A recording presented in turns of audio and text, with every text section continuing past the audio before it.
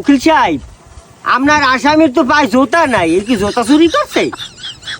ও জোতা চুরি করতে দিয়ে আর পায়জামা ধুইয়ে আমি একটা আর পরাই লইয়েছি।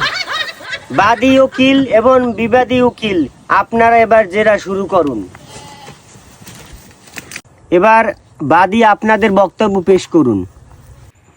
আমার বাদীর জোতা চুরি করছি, আমার বাদী হইয়া এই লোকে এইভাবে কেস করছি। বাবা কেসটা আমার পক্ষে ঠেলে দেন, এই কিন্তু রাবিদি আমাকে বাড়ি হোর বাড়ি আত্মীয়, বোঝেন, জিনিসটা আমার পক্ষে আনে দেন, যে কথা লাগে আমি দিব অনেক। আড়াইশোটা। কত দেবা? দেবা কত? 250 খরচ আছে, 250। হ্যাঁ, তো কি হয় বোঝো না তুমি?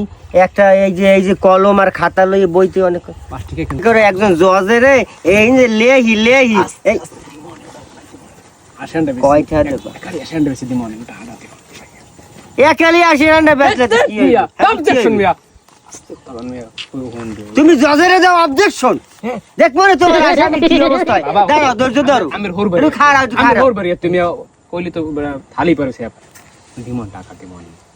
এ ও আমার আইছে ঘুষ দেবে, পরে আমি গুলি করে দিব, গুলি।